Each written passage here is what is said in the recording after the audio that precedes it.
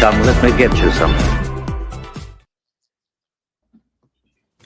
Hello Yo, there. yo, yo, yo, welcome to Saber Talk Sunday. I certainly apologize. We got a new member in the house. We got KB Sabers in the house tonight.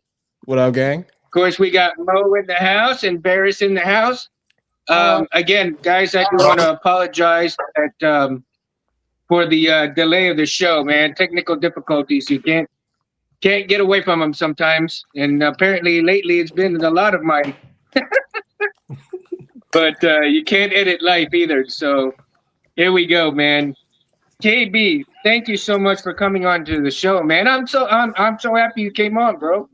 I'm happy I'm really happy I got a chance. Like, I'm excited to the point where English is not my friend. English is not my friend today. Chet's in So the let's- house, and N's in the house, and we got Ace in the house. Charlie, I hope you have a good workout, brother. How's y'all's weekend so far? Mine's been pretty kind of like up and down, man. Well, yesterday I went shopping at some antique stores to find a coat rack and an umbrella bin, which I'm using for lightsabers. And I found a very nice antique one from like 1960, and it fits all my lightsaber blades in it. Who needs wall mounts for cool. lightsaber blades when you could just get an umbrella holder? Yeah, that's a neat idea. It's an awesome idea. You save money and you're not doing anything crazy. There you go, right? We're gonna have a fun discussion tonight because I mean, there's a lot of stuff that we can cover tonight, dealing with the tools that you need to actually have great lightsabers, and whether you're an installer, whether you just produce the hilts yourselves or the bodies yourselves, and everything that you pretty much need to have pretty decent lightsabers within hand. So we got a lot to cover tonight.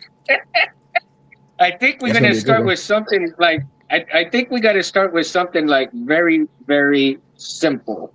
And the most essential thing that you've got to have when you want to acquire a lightsaber, either from the installs, making it, or so forth, right? And I think the first thing that you really should have is the internet. I mean, you need to have you need to have either your phone, you need to have a laptop or computer, desktop computer, And and YouTube account. start researching things, right? So go ahead. Well, like for example, one thing today, one of the lightsaber groups one of the Star Wars groups I look at is a Star Wars cosplay group, and this woman from Germany, she had a Republic. She was trying to cosplay as Avar Chris from the High Republic series, the comics, and I pointed her towards the Avar Chris lightsaber that X-Tech makes, and it was my way of at least trying to help because High Republic lightsabers, I mean, besides what we got in the Acolyte, they're very few and far between, and only like a few couple companies make them. And cosplaying as a High Republic Jedi isn't as, I would say, popular. It's not as mainstream. Just glad to help. And the funny thing is, this woman is all the way in Germany. Wow. So see, again, you need that kind of thing, that device, so that you can reach out to people no matter where they are at either, right? Yeah. Speaking of lightsabers, KB, what do you got there? This was a gift from my battle master. I have no idea who makes it, and I'm trying to find out. I know exactly what that is. So let's get a close up of Please it. tell me. Oh, damn! Please tell me. It looks to be an X-Tech. Basically, what my understanding is that X-Tech makes has basically what you see, all those like custom sabers you see on AliExpress and whatnot. Let's see, what's it called? I know it's here. I know it's there. So I thought it was X Tech, but I wasn't sure, and I couldn't find it in their current catalog. It's I have the most recent one, and from what? Yep, it's called the WD. The WD. Okay. It's supposed to be basically a curved hilt. And from what I see, it has yours must be an older version because this one. Oh yeah, it's old. This one, it can take. What type of core do you have in it? Very old TXQ RGB core. I was literally in the middle of about to show you. Well, the good news. Well, depending on how you could. Oh yeah, you need to upgrade that. Very old. And the good thing is that it looks like you could use the Nexus chassis too. Mm-hmm. That's what I'm looking at. But yeah, I have an extra TXQ one, just a drop-in core, but it won't allow for the connections up here. Yeah, you need the barrel core, barrel plug-in core. Oh, I refuse to deal with the barrel plug. Hey, that's my brother Jay. But unfortunately, that's the one that Saber gets. I mean, unless you want to get a new one, which thankfully, empty ones are $75 according to the catalog. I'm actually going to look into that. Yeah, or better yet, that you could probably get it even cheaper on AliExpress because that type of hilt, when empty, it's easy to find on AliExpress. Yeah, that's usually where we go. We just go to AliExpress and get a wholesale straight from the manufacturer. Yeah. But yeah, this is the competition one. This thing's really heavy. You know, I like the feel of the heavier hilts a little bit. I mean, for me, it almost feels too real when they're that little bit heavy in there, right? Yeah, like this feels like if we were to construct an actual lightsaber IRL, that's what this feels like. Mm-hmm. This feels like a proper laser sword. Now, do you do your own installs or not? Recently, I have, but when it comes to Profi, I'm lazy. I'll just order a new chassis. I can do it. I know how to. I'm just lazy. I'm a lazy installer. You give me SMB4 Pro. I still have yet to learn how to do the Profi stuff, man. I mean, I have, I'm still working on my other boards right now, but and of course they're not that hard. The only difficulty with Profi is the programming. Yeah. Well, that's the only difficulty. And I guess the reason why I really don't go for it right now is because of my dyslexia. I'm not going to let it stop me from doing it. Right now, I just want to concentrate on my other sabers that I don't have up and running right now, and also Roy Boy. I want to give him an upgrade on the board from from a GH3 to a GH4. So I need to get him up. Yeah, see, I need to get him up and running again because when I get him up and running, I'm going to get Rob Petkow on the show. So,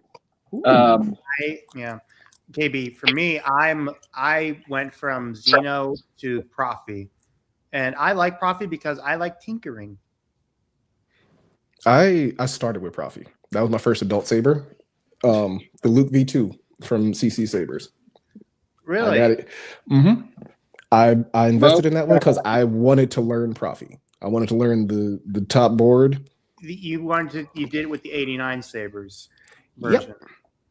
Mo, did you decide you were going to go for the Profi or the CFX on your saber? Profi. I looked at the coding for CFX and I was like, hell no. Yeah, CFX is what I'm going with. CFX is, I would say, definitely simpler in terms, but there's not a lot of options when it comes to blade styles. There are some coming out, but unfortunately, they cost, which I have no problem. I have no beef against Lord Remco about that. I have no problem with it. Oh, Remican? Yeah, I have no problem with him doing that, but at the same time, I didn't really charge for it. Yeah, well, they're sold like $10 each. That looks like a spark killer. This is. Yeah. Is that? I just took off the button. Makes it more wieldy, and lightens the weight by a little bit. Is that TX2? Mm-hmm. Huh. I've been debating over the one from Corbanth or TXQ. If you want to use it, like actually use it and not have a shelf queen, TXQ. Well, I mean, the ones I use they're both shelf queens and usable. I take them to cons. I've got no problem bashing them up. Mm-hmm. That's why I went for this one. It's the only replica that I will trust in a full contact duel. Anyway. That's funny. This is the only one. And here's how I found out. Made the mistake of taking an 89 to a duel because I didn't have a choice. Wait, which 89 sabers did you take to a duel? The Luke V2. Of course you don't do that. It's a thin neck saber. I mean, he just said he didn't realize what he had done before then. I didn't really have much of a choice because I was already late to class and I needed to bring something. What I wasn't expecting, being that it was so, I had the thing for like almost a year solid before anything happened. And then after that last duel, everything happened. Everything. Wow. See? We're talking like domino break. Neck, shaft, Graflex grip, the pommel, the D-ring, everything in my hand. Yeah, like for example, I have the no worries, Chris. I have the X-Tech version of the Luke V2, and that one has a bit of a deeper thin neck, a deeper emitter, but at the same time, I'm not going to use it. Yeah. I'm not going to. If I'm going to use it, if I'm going to duel with it, it's not going to be for Saber Legion. It's going to be at conventions. Yeah, and the duel I was in was just for choreo. It wasn't even for comp. It was just a choreography piece. That neck came off so fast. All I did was a simple forward handspin. Neck came off. Then my guess is that either you hit it too hard against something, or whatever you got was complete crap, because that should not have happened. It shouldn't have, especially not with all the Loctite that's in it. Like I really tried to dismantle it. I tried to dismantle it for an install. So much Loctite in every piece. The emitter PCB, the neck. So much Loctite in that. Yeah. Let's go into the second thing that you think. Let's start with you, Mo. What do you think that the second thing, as far as tools go for acquiring sabers? What would you, in your opinion, what would you say? I think some basic hand tools. If you're building, if you're making some basic hand tools, you gotta have some sandpaper, something to cut either a Dremel or a hacksaw or a chop saw, something to cut the metal, cut the material. Over time, I bought other stuff, but I think, like the old saying, back to the drawing board. That's exactly what I had. I had a drawing board, some pencil and paper, and I drew my design and started from there. Bought a couple of tools. I bought tools as I needed them, and now I got quite a bit of tools now that I use. I did too, but I think, I do think that the second tool that you can utilize is the pencil and paper method, right? When you want to acquire, because you want to go ahead and get your designs out of your head, right? Yeah. And so you want to put them down on paper. But if you're like me, I mean, I even screw up a damn stick figure, man. But I've been watching some videos on learning how to draw and learning to do and starting to kind of draw a little bit of crystal chambers that I want to kind of make. So I've kind of started with that because, you need one of the tools you actually need to really utilize everything, your brain, right? I mean, you got to utilize what you have up here and absolutely get things together. I mean, so you start with the communications first, then you start with the pencil and paper method so that you can get your designs going on top of that, right? Or because when you establish your communications with others, but you're not sure what kind of designs you want to go with, and if you are able to draw, like Anthony draws and other people can. KB, how about you, dude? I mean, have you drawn on a pencil and paper some stuff? I haven't sketched a saber since I was in high school. I'm about to be Did you start 35 with that, this or fall. did you just look at pics? I actually didn't start with that. When I was drawing, it was just for fun, just to Uh-huh. improve the skill of drawing. Mm-hmm. But as I got more into like the weaponry of a Jedi, Mm-hmm. I was like, I started to look at the designs and like, all right, that's beyond my skill of actual drawing, but I can understand everything that goes into it. I can understand all the components. I know what goes to what. I can do that.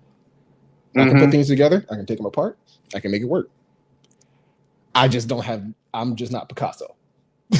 I am far from Well, that's Picasso. me too. Like I said, I screw up, stick figures, man.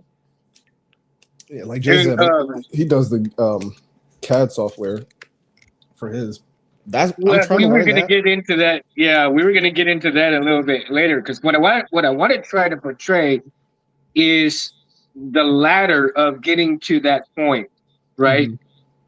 Because I mean, you have to take your steps in getting to doing these things because what I did when I started the hobby, my best friend had just passed away from brain cancer, and I wanted to make a memory saber in his name. And My so I condolences. was that kind of person that really didn't do my research. I didn't know what people had to go through to do these things, right? I basically was running before I could learn to crawl. And so Same. I skipped all of this stuff that I should have done before I really started the hobby. And I've learned a lot since then and from a lot of others as well. I mean, Meg to Sith and of course Jeremy and um Cal and Rob Petcow, videos. So that's another tool that you need to utilize if you're starting out. And remember a lot of my show also is for the new people that are getting to the hobby as well and to give information to those that want to get into it and don't know where to start. That's all right. So I hope that this video will help those out there that are just getting started and you decide to watch this. But That's again, actually how I got into these streams. really, I just got into the hobby not too long before you started taking over the podcast. And I was doing all types of research, like who the vendors were, who's behind the companies, who's making the best stuff. And then in that research, found you. awesome, dude. Awesome. I mean, that is pretty awesome. And I feel honored that you found me on here and as well as being able to come on here because again, I want people to have fun, coming on here and talk about this stuff. So, um, let's see, Mo, when you were doing your pencil and paper stuff and then you acquired some tools, I started getting some of my tools slowly but surely as well, and a little bit at a time what you could afford to buy at that time. Maybe every 2 weeks buy a pair of pliers, and then maybe the next 2 weeks I'd buy the file set, and then of course I'd go and save up two paychecks and get a good soldering iron.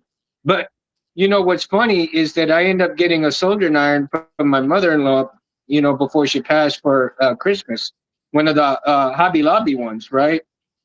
And I utilized that thing, and I started with that thing and learning how to soldier. And you can utilize cheap things to really learn your craft and your skills of soldering.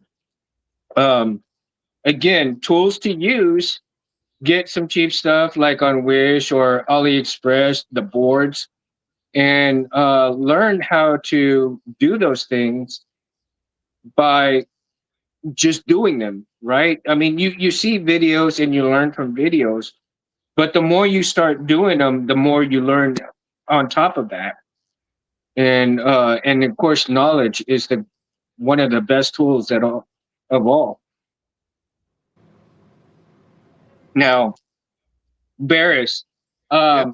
when you started collecting your sabers, did you research like AliExpress? Did you research all the different companies before you even bought your first one? Well, I learned. Well, my first sabers were actually from Ultra Sabers. Mm-hmm. That was, Mine too. and it wasn't until later that I just started looking for different lightsabers, and it was when I first came across Nexus and TXQ, and I came across CC Sabers, Dark Wolf, and then I joined some of the lightsaber pages, and then I just started learning and learning more. Mm-hmm. Yeah, all this was during a time when I just wanted to get focus on something that wasn't involved with real world stuff. So, yeah. Oh yeah. And in doing that though, I mean it takes some time. One of the Mhm. tools is time. Give things Absolutely. time. Learn in time. Learn what you need to learn and acquire those skills, even if it's slowly And but surely, patience. right? Yeah, I learned Patience. YouTube. YouTube had everything on there. I watch all the raw pit cows. Watch For free. Tier Farm Orbital, Nerf Herder. I mean, all these guys on there. James from Mountain State. I watched all of those guys, man, and that's how I learned what I needed. So Mhm. I had a lot of the basic tools. So when I started actually trying to build my own, bought material. Um, I didn't have a printer, so I had to practice on actual metal. So I was buying pieces and cutting them up and trying new techniques, trying new tools. One of the biggest tools that really saved how the precision on drilling holes was my rotary vise. I bought a rotary Mm-hmm. vise from Vivor on Amazon, and that aligned a lot of my original crystal chamber. It looks nice, it looks neat, but if you really look at it, the holes are not really lined up. So, and I have a hard time getting it. This is the original one I made. But once I bought, this was before I had the rotary vise. So once I bought that, I mean, the holes just lined up. I was so amazed. I called my wife, look, it lines up, look. And it's just about using the right tools. And like we've been Yeah. talking, getting your basic tools and then getting the precision tools. It doesn't have to be expensive tools. I buy from Amazon. I don't have Oh, you're anything. breaking up there a little bit. Is it on my end only? No, it's his noise cancellation. So if Oh, he's speaking soft enough, Oh, it okay. won't. am I too far from the phone? I think that's. I'm glad you said something about It tools. might be my printer that's coming back. But Because again, acquiring some tools, I mean, is just part of it as well. Because once you get some of the tools to learn to do your soldering, and then you get your Oh, he broke oh up. no, did we lose him? The spinning. I think we've been having some issues lately. I don't know if it's Oh because the no. past couple of days. That might be it as well. But yeah, I mean, finding the right tools. I mean, that's the best thing to do aside from having internet being the number one, so you can learn and get all the ideas and learn from other people that have been where you're at, and then pencil and paper. So, like he said, get everything from your head, put it down on paper, and then from the paper, and you start figuring out what it is. You make a list of what it is you think you need. You start purchasing those parts or tools. Over there? Okay. Yeah. There's a windstorm. There's a lot of wind coming in right now, so it's kind of screwing with the you got some interference. The feed. Okay. Sorry about it. Apologize. Anyway, what I was saying is that once you acquire your tools that you're going to utilize, and even your soldering iron, and you got to make sure that you utilize the proper tools to do this, because when you start working on boards, and of course this is just a Prism 5.1 I'm just showing as an example, is that if when you're working with electrical components, they're easy to fry if you do, let's say you solder with the SD card inside it, you're going to mess up that SD card and really screw the board up as well. And so I've made that mistake. You not only have to learn to solder properly, but make sure that you take proper precautions and not basically frying, because you can fry the boards fairly easy. Even the pros, they'll do 100 boards and they can still fry 2 or 3 here and there. Oh, even Jeremy and Tim have fried boards. Yeah. They are the first ones to admit it. Like, yeah, we fried a few Profis, a few CFX. Yeah. I had to go get a new one. Yeah. And this is another thing that I would say is a good tool. Like some rubber padded workout gloves. Oh, yeah. Just in case. Because if you look at any of the TSQ factory videos, they're wearing these. Any of the Nexus teardown videos, they're wearing these. Why? Rubber is non-conductive. Yeah, that is. It is. It's true. I mean, and again, if you learn, electronics as well. I've been trying to. I mean, it's a little hard for me, but I'm still not going to let that dissuade me from learning things properly. So it's the bleeps, the sweeps, and the creeps.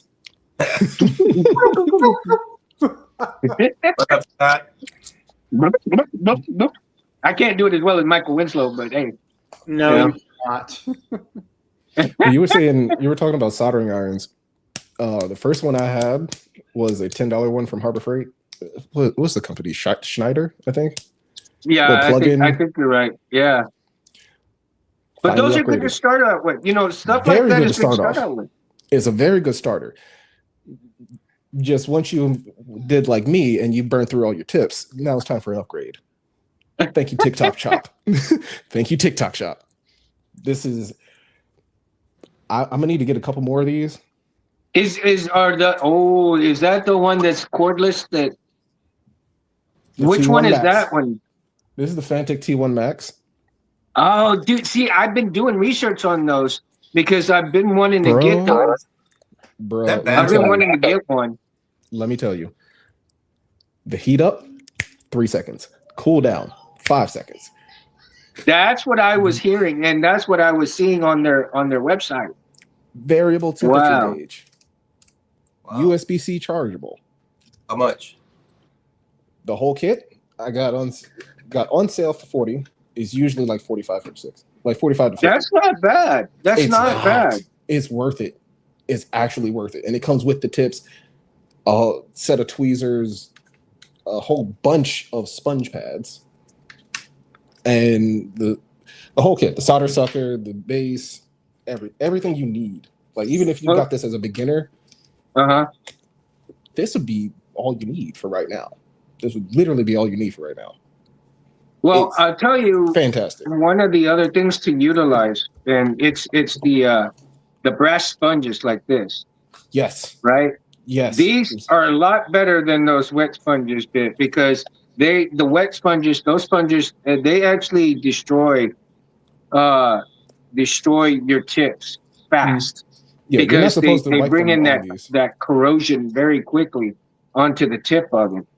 And it takes a long time to get it back to soldering. I learned from Jeremy that you're really not supposed to like wipe them off on the wet sponge. It's really just for temperature control. That's really what it is. The steel wool is what you need. You need the steel wool. and you need some tip tinder and some flux. If you're soldering without those, please stop and go to your nearest hardware store quickly. Don't mess up your board. Don't mess up your soldering iron. Just no, and your tips will thank you for it too. Your tips will last for years if these don't cost that much. Do it. Yeah. These don't cost that much. It's like $2-3 each. Please save your tips, save your boards, get you some tip tinder and some flux, and use it properly. And some isopropyl alcohol. You can get that from the dollar store. Oh yeah, and you know the isopropyl, man, is good. I mean, it's freaking awesome, and as well as the tip tinner. I know I use the wire to tin the tips, but never seen it in a case.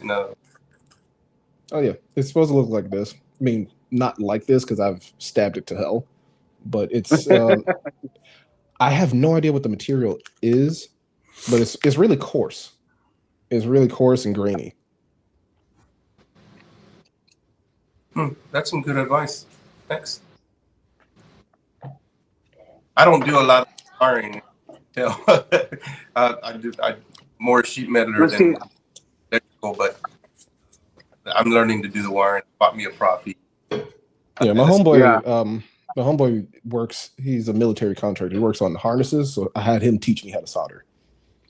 Like that's his job, is to teach people to do that. So I had him run me through the whole course, and he did not hold his punches when I messed up,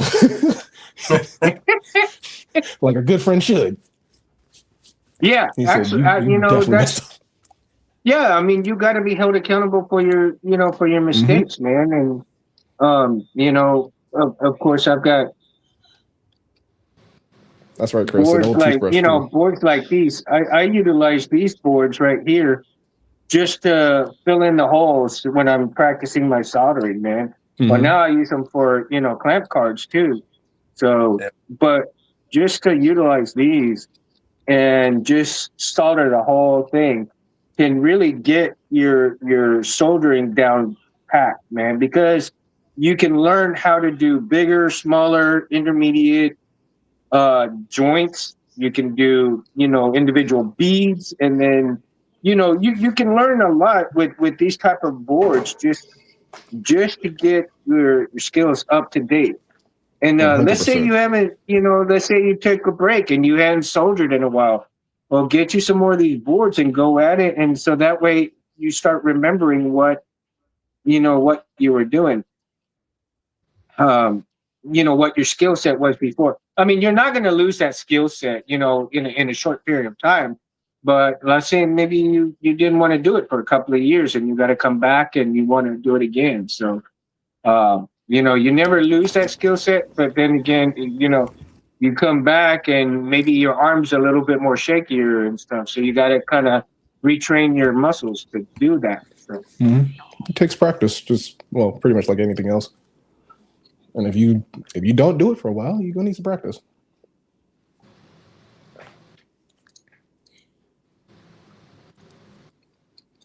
Nice. I ignited the saber and it killed Mundo. It killed Mundo. That's a baselit, right? Huh? No, hell no. That's a baselit, right? Oh, it's NeoPixel? Oh, sorry. Is that SNV4 or Profi? It was Profi when I bought it. It was Profi when I bought it. I took out the Profi and I put in an SNV4 Pro. Nice. Is it one of those swappable cores? Hang on, guys. For this one, yeah. Yeah, you went out not so much, unless you got a 2-button. Oh, it's one of the older models. No, this one's last Oh, year. wait. Yeah, I remember. It's those don't have the regular cores.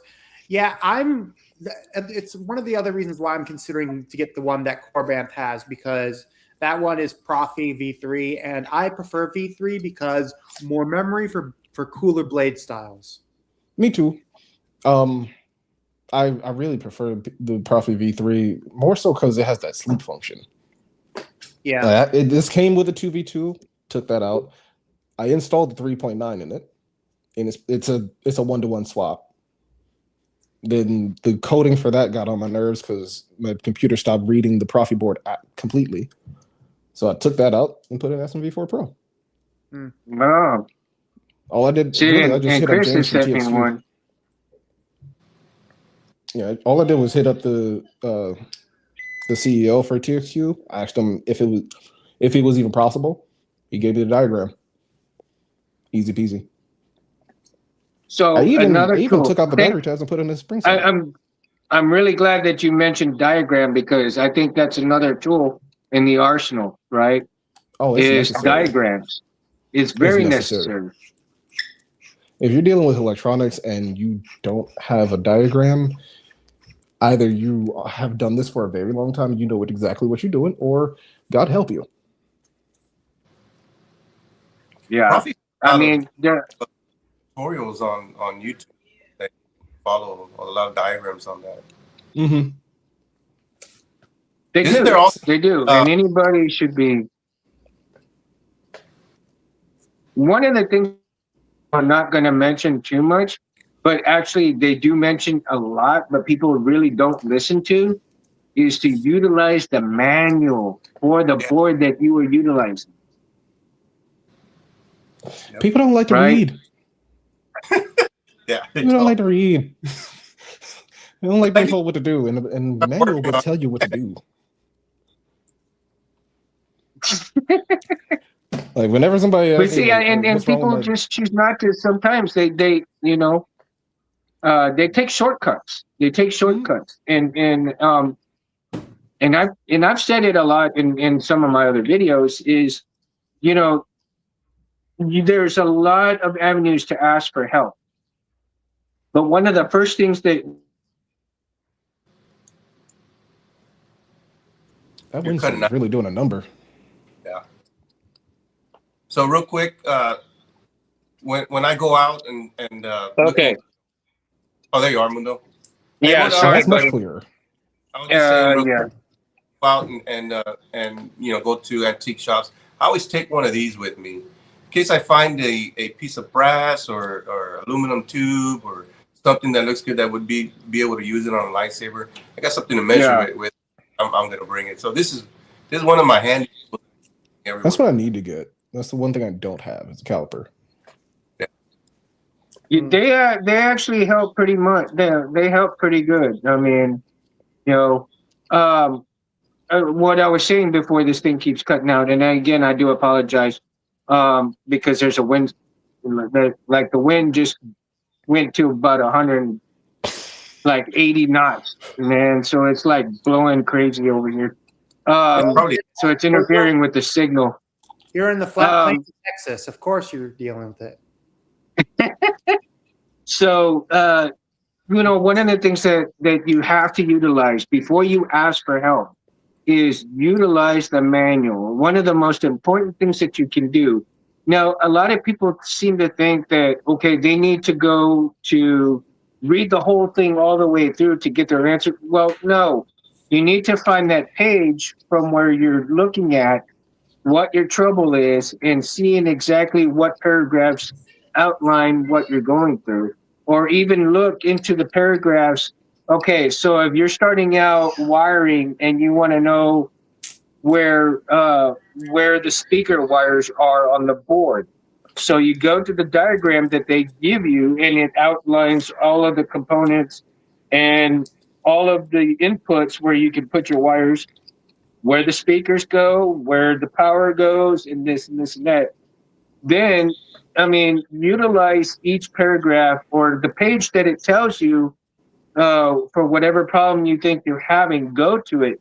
And if you can't find the explanation in there, or you just don't understand the explanation, then outline the paragraph that you're looking at and then go ask for help for those that can help you. And you tell them, hey, I read this paragraph and it tells me to do this, but I'm not really understanding what it's trying to get. And then therefore you can get your help from those people. But for the most part, when people help you, you want to help yourself first, because you may find the answer before you want to ask anybody. And then you feel that sense of accomplishment finding that for yourself. Now, again, there's nothing wrong with asking for help, but I would encourage you to try to do that for yourself first. And if everything fails, and you didn't fail, it's not that you failed, is that you just couldn't get to that answer. Then you get the help that you need from others that can understand it a little bit better than you. And I have had more than enough help from each and every person that I've asked from, right? And questions that I've had, and videos that I've watched, like Rob Pedko and Shamim and Cal. I mean, they all, when they do their tutorials, man, I spot things that I have had trouble with, and I'm like, oh shit, there's the answer, right? Mm-hmm. And then when I see it there, I'll go back to the manual and see, okay, he did this. All right, Chris. Let me see if it really owns this. And there it is, So again, don't be ashamed to ask, but try to do a lot of it yourself first. Because you are the most important tool for getting your saber acquired to work and everything else. Now, we've covered some of the tools. We've covered what?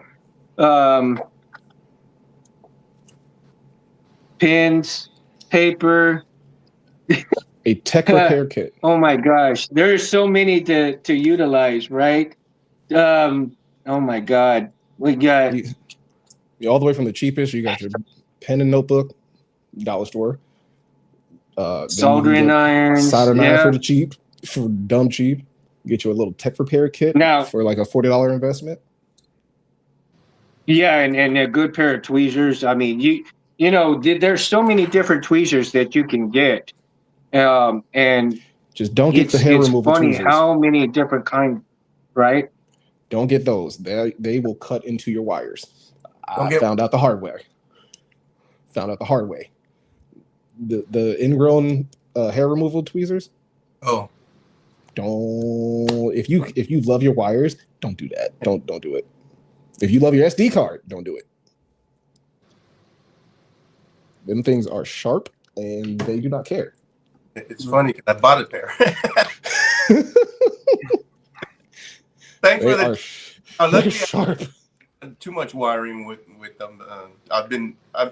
My side of lightsabers is the metal part. Mm-hmm. So if you're dealing with metal, that's fine. But yeah. If you're on my side with all the wiring, nah, just throw that set of wires away because you already messed it up. I'll come to my wife. Boy, this is really irritating, and I'm sorry for that, guys. No worries, Mundo. It's nature. But again, when you go live, you can't edit live either. So, nope, it's showbiz. Hey, I'm sorry. Go ahead. Check this out, KB. This is a 2005 Darth Maul Master Replicas Force FX. Wow. Hey, you guys keep the line running. I'm gonna jump off real quick and jump back on. I'm gonna restart my phone, so you guys keep it running, okay? Yeah. I keep forgetting you have a collection of originals. Yeah, my first lightsaber that I actually got was a Darth Vader 2003 Force FX, and it was a Hanukkah gift from my grandparents. I can actually go grab it right now real quick. That's wicked. I actually have... Let me see. Is it still over here? I have still an original... You remember the episode 3 hilts that came out before the movie? Yeah. I have the Anakin still. Oh, nice.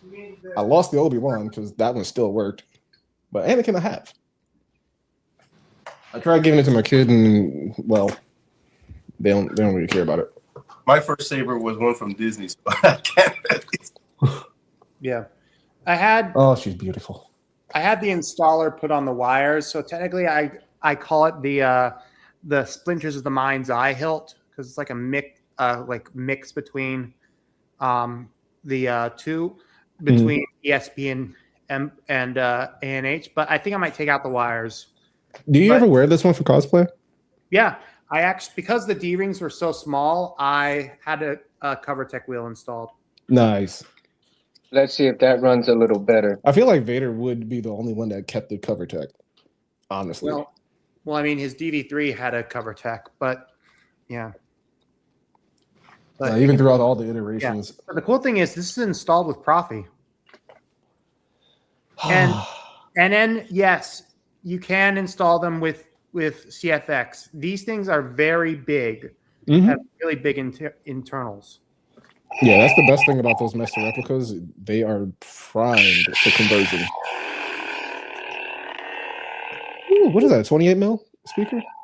Yeah.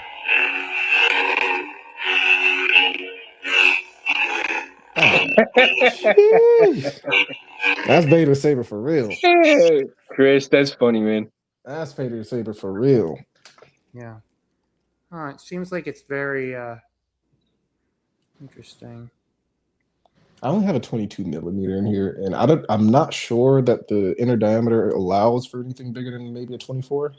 But this chassis is snug in here. That we always have a choice in how we respond.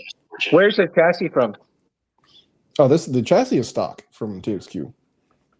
Oh, okay, stock from TXQ. Mm-hmm. So even when I got it, it was snug. Vendors can be utilized as another tool for getting your dream saber. Yeah. People don't. I don't think people would really realize that vendors are a tool to acquire the saber. Well, they know that you can get stuff from vendors, right? But I don't think that people would really get that vendors are a tool to utilize in acquiring the saber that you really want. Well, there's actually a discrepancy in that, and this comes from talking to a lot of them and James from TXQ. People abuse vendors. It's not that they don't use them; they abuse the hell out of them. I'm also like exactly. Like exactly in a sense, like you mean like you've seen some of the posts in the Facebook forums of people that'll just get a saber and then don't read anything, do who knows what, break the thing, and then harass the vendor. Oh, expect them to. Yeah. Too many people do that, and it's a lot of new people in the hobby. I don't know where that pattern of thought has come from. Vendors don't like it, and that's why a lot of them are pulling back from being that accessible. There are well, I can tell you this. I worked with Rebel Sabers. Mm-hmm. And let me tell you this, Nikki and Will, the owners, they are do some of the best customer service ever. So if there is a problem with a lightsaber, they reach out, the customer reaches out, and I actually had to help a couple of customers who were having some problems with their stuff during when they bought them from them at Con Nuga this past February. Mm-hmm. And honestly, they were simple fixes. I mean, the ultimate every time I meet someone who gets a lightsaber, I say, read the instructions, do your research. Because otherwise you're going to make a mistake and you're only going to have to blame yourself for it. You can't blame. You really can't. You can't blame me for giving you the instructions. Yeah. And a lot of the issues that people come to their vendor with is user error. Like the vendor gave you the instruction, the manufacturer gave you the instructions, you chose not to read the manual, chose not to go to YouTube University. They don't have any further answers for basically, we're like suction cup man. It's like, well, that's exactly what I was talking about earlier. Yeah, that's exactly what I was talking about earlier. I mean, if you would, being new in the hobby, I get it's exciting. I get you want to get to where you want to be. That is understandable, and there is nothing wrong with that.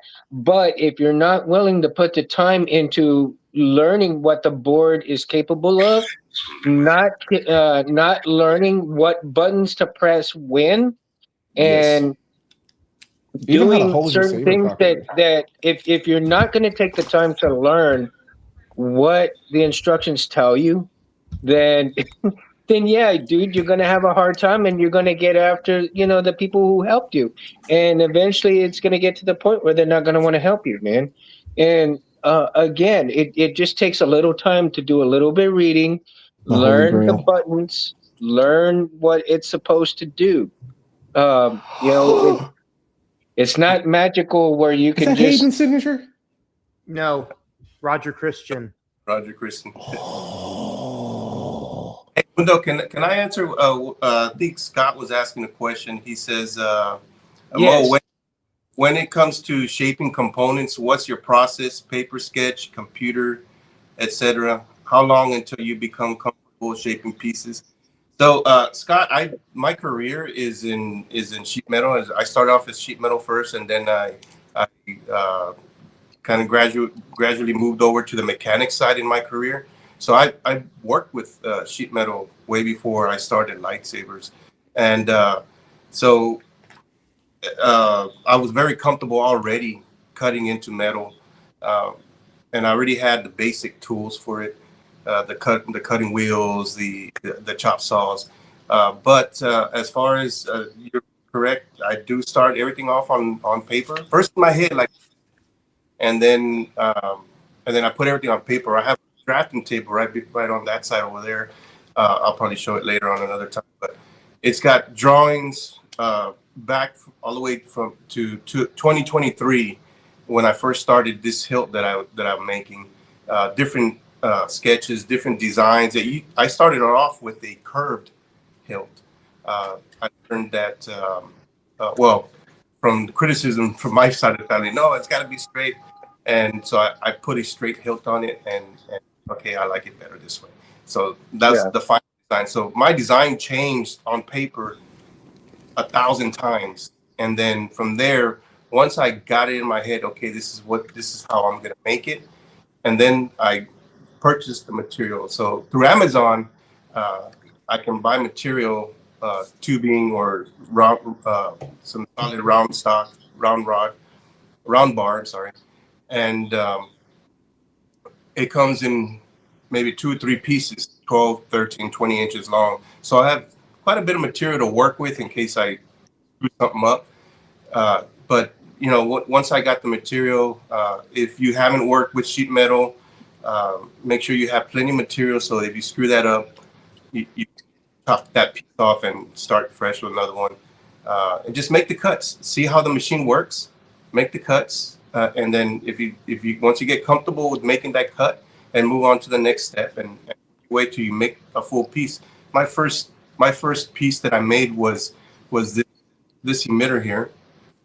I made this on a drill press that I found lying on the side of the road. I think I told that already, but and I used love it. I use it as a mill, and because you're using a drill press, you got to work really slow with it because you're adding a lot of load on side load, and they're not made for that. But if you got a good tool that cuts really well, just go nice and slow and make the cuts. And then once I got to that point, I just went to town and started making parts. Well, let's get a close up of that emitter part, man. Yeah, that goes into what Chris was saying. Patience is key. Yeah, you see right here, that was look at that. Why you shouldn't use a drill press as a mill. I actually thought that was deliberate as a piece of weathering. Right? It does look, so I kept it because that's a good weathering mark. Yeah, I mean that looks like that actually looks like a battle scar.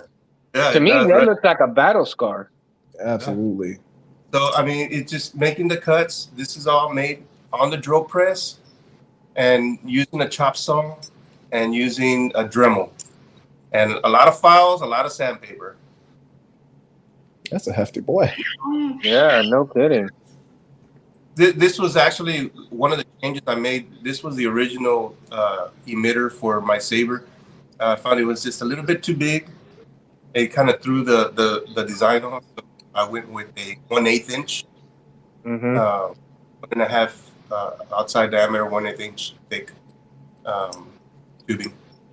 So since we're talking about that machinery, So let's utilize that for the next tool set. Is pretty much the heavy machinery, right? So in that machinery set, you've got your rotary tools, you've got your drill presses, you've got your lathes, and within those heavy machinery bits, you need your computer to run those. You need a laptop or other or a a component that goes onto it already, so that it reads all of those measurements that you're taking, and then it'll go ahead. CNC machines as well, right? So the custom saber shop utilizes a crapload of CNC machines, and now we're seeing all of these CNC home CNC machines Yeah, coming desktop in. scene. Yeah, desktop CNCs. And so it's like, oh my goodness, right? Are you guys still hearing me? Am I going out again? Yeah, you're. I still understand you. Yeah, You're still able to hear me out? Okay, cool. So again, utilizing the CNC machines and the desktop CNC machines is kind of making me wonder now that we're seeing those desktop CNC machines, is the next evolution of becoming a CNC machinist at home, and we're gonna start seeing things dwindle down as far as like the custom saber shop and all of these other makers. We're already seeing that now. I think so. Is reeling back a lot. Bendu, they're no more. Fire Sabers is struggling. I mean, after what happened with Electrum Sabers getting screwed over, that just sucks. Man, that still hurts my heart. That one still hurts. That is. God, I did have a lot of scrap. Yeah, but but yeah, with Bendu that sucked too, because mainly because I bought some of the extra LGT fonts that were there, like for Bastille Ashan and Plo Koon and whatnot. Mm-hmm. And the problem is LGT hasn't really given them to anyone to release. Yeah. Yeah, you almost have to like rip them off of a LGT Saber and back it up. Pretty much. That is exactly what you're gonna do.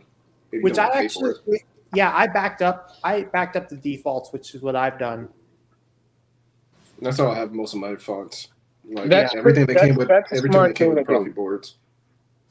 But yeah, because Link is basically AFK and he's not in the hobby anymore. But most of my I have a whole trove of fonts that I've collected over the years, and I store them on this memory storage, which actually someone 3D printed a holocron and put a 250 gigabyte storage unit on it. That's sick. That's actually sick. Yeah. Yeah, but I mean, even though Rob Petkow is technically gone, he still has a few sabers in stock, and he's been on in recent weeks. Mm-hmm. Oh yeah, I mean he's still gonna make sabers here and there. He's just not gonna produce very many. I mean, it seems like his sabers are beautifully high end. Beautifully high end. Have you noticed that the hobby is kind of going back to that, like real sporadic bespoke runs? I think because of how the tariffs have affected the economy, there's sort of going back to a basics with it, which it sucks. But at the same time, there are some saber companies that are bearing the brunt of the cost, so that way people can still buy sabers. Mm-hmm. Like, I know even for me, just getting parts through AliExpress is, oh my god, it's horrible. Like a Profi board on Ali costs no more than $26, but the tariffs you paying the exact same thing twice. GD tariffs. And I've seen some people kind of price gouge on some of those. I mean, I've seen a few boards on sale, like they'll buy a GH4 and they'll say gently used, and it's like, okay, you already used it, but yet you're still charging what it really is worth. What you bought it for. Well, we're even seeing that now in the resale market for sabers. You go on Facebook Marketplace or any of the forums, you basically buying the saber at the brand new price after it's been on somebody's shelf for like 2-3 years.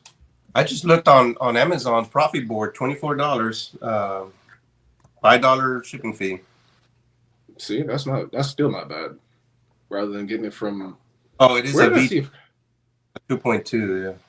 Oh yeah, see, 2.2 is going to be cheaper.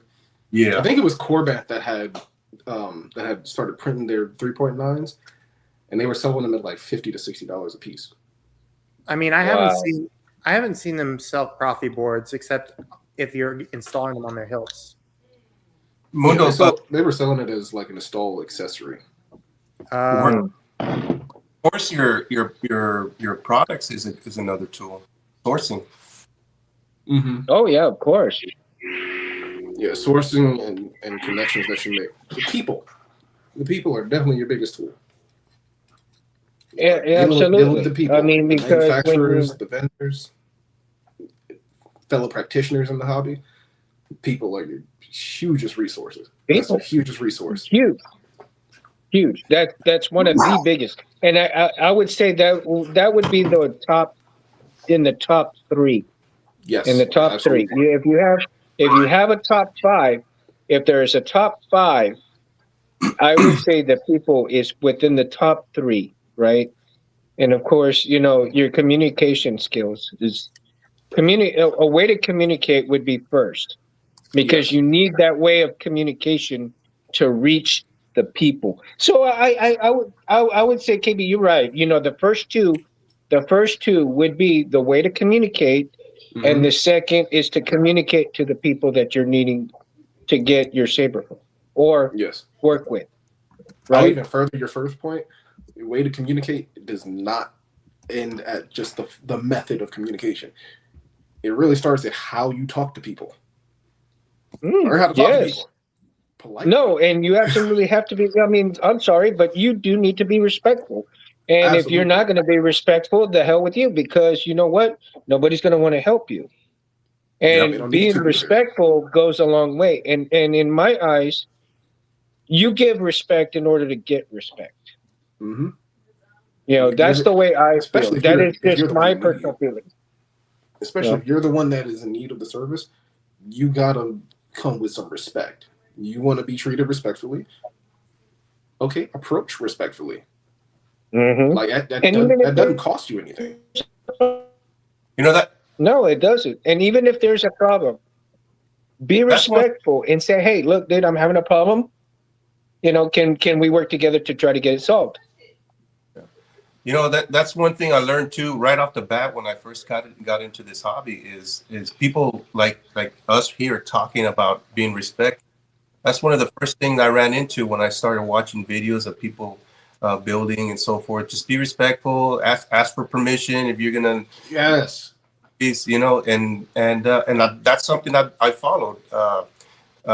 Jeremy from Solo Sabers made a good video describing, first time builders and how to be respectful and so forth. So, the information is out there of how to proceed forward in this hobby, but some people.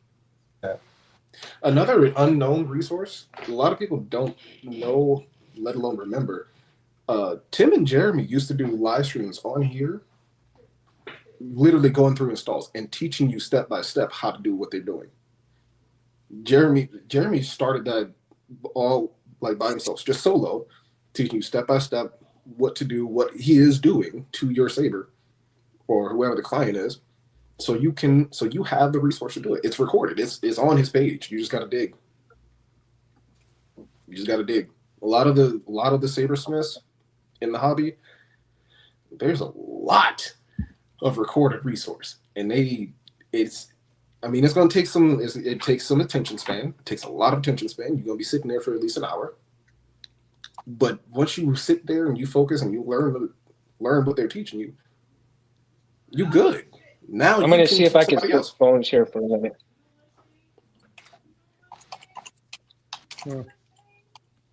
Let me see if I can switch phones for a minute here because I keep going in and out, and I don't know why. And this is a brand new phone, so it's probably just the weather and connection. I don't think it's the phone itself. I mean, it's either that or. Okay, now there's a feedback. Echo. Hello. Hang on. Two mundos. Big fluffy cinnamon buns.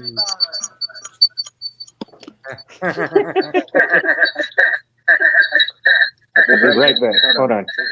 Keep it going.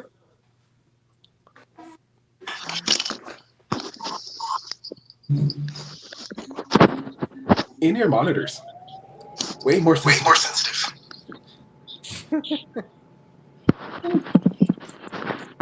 Nope. Can you all hear me? Loud and clear. Okay. Actually, loud and full. I know it's not as good as the other one, but I think maybe. Let me see. I'm gonna. Audio-wise, we can hear you a little bit better than the other phone, but the audio's a little better. Yeah, the camera quality is noticeable.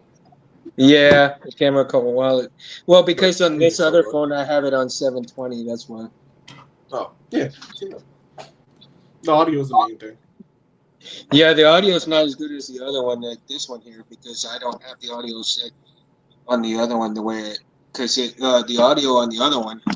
I don't know if maybe I can go back to my earbuds and see if that'll work. Let me see. I don't know if it'll work or not. It's picking you up nicely. Let's see. Nah, I doubt it'll work. I wonder if that windstorm you're getting over here tomorrow. Yeah, it's crazy, dude. I blame the Iranians. Not. Well, at least the Islamic regime. Anyway, like we were saying that the respect thing is, it goes a long way, and you really do. Even if you have a problem, the respectful thing to do is when you have a problem, and you approach the vendor or the installer or so forth, with due justice that you have that genuine problem. Be respectful and say, hey, look, dude, this is what's going on. This is what I've tried. This is what I haven't tried. And, I just want some help. I'm still under warranty for my work. And most vendors and most installers, they value your business and they're going to help you.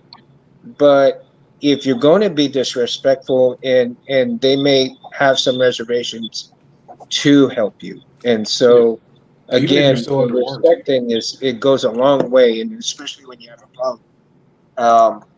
And there has to be a lot of communication going back and forth, and don't leave anything out, because if you leave anything out, let's say you buy this saber from this vendor, you go out, you go bash a tree, and then you come back and you say, hey, I've got something wrong with the blade here. What can you do for me? I was doing this, but then you left out, hey, I was bashing the tree. Well, that's not going to cover your warranty, buddy. I mean, no. You went out and you destroyed your blade on purpose. Mm-hmm. No, even Bendu Armory's his warranty directly stipulated: you hit this with a tree, no matter how strong we claim this is, that's on you. That is on you. Just because Damien Sabers makes great commercials doesn't mean you should actually go out and try it on purpose. I can't even blame Damien for it. I blame Theory. I blame Theory for that. Fun fact: there's a guy who actually took a shotgun to the Saber. Yes, Saber Workshop. I remember that guy. Jason Constantine. He's nice. he's a little bit on the weird side, but he's a nice guy. That one It's customer. unfortunate that he had to close down his shop. I mean, he's got his page still up though, and I'm a moderator for it. Yeah, them terrors, they sucked him dry.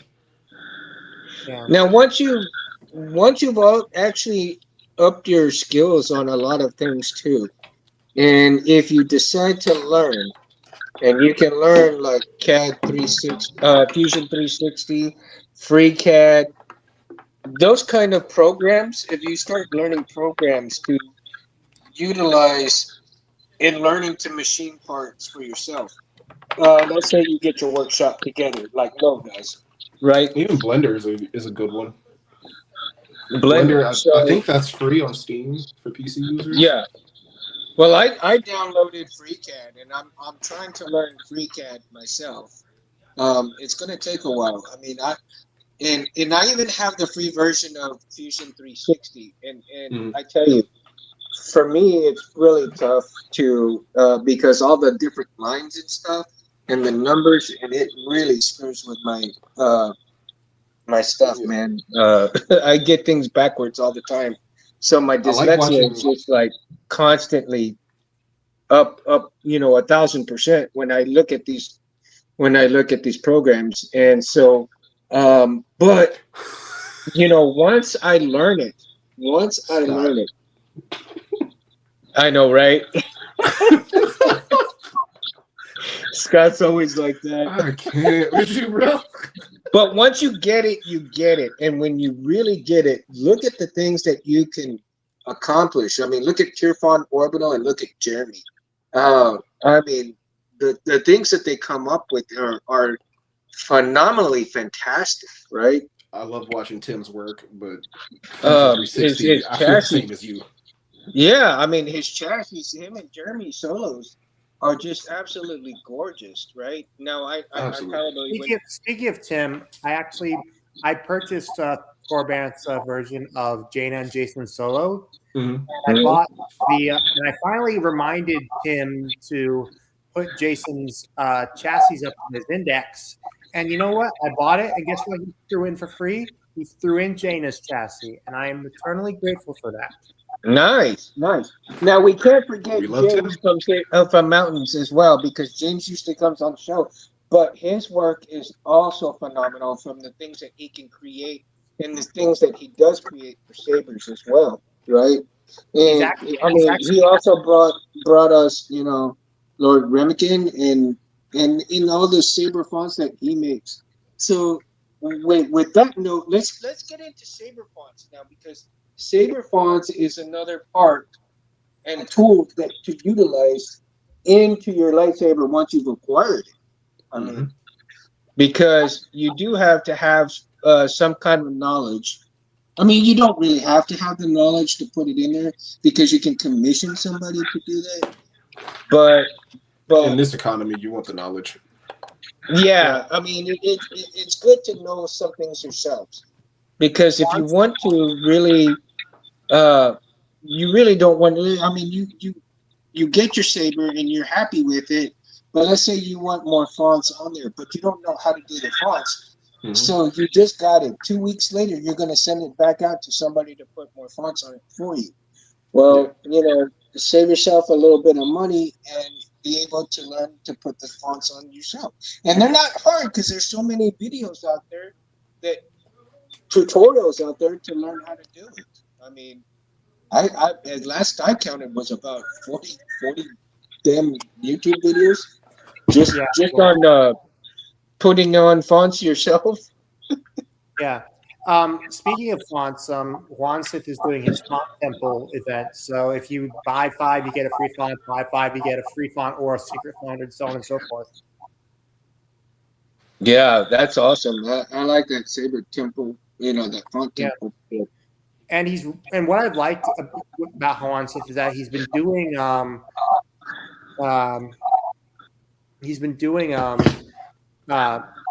fonts from the Old Republic game. Oh, really? The Old Republic game? Yeah, he's taken the sound fonts that you hear on lightsabers in the Star Wars Old Republic game and made them into sound fonts. Like the free game or Knights of the Old Republic? Not SWOTOR. Huh. From the MMO. Huh. By the way, I played it. Yeah, fun. Also, KB, I've actually done some work with Juan Sith. Yeah, you know his Five Nights at Freddy's font? No, I don't actually. Yeah, he made a Five Nights at Freddy's font. That was me.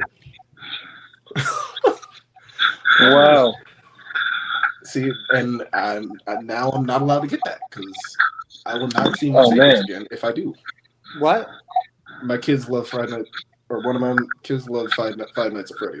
So definitely get it. Like it sounds like the animatronics from the movie.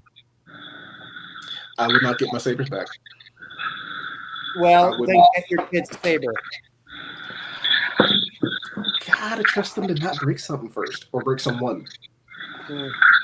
Oh, no wonder I was having a problem with the new phone. I needed to put the update on it.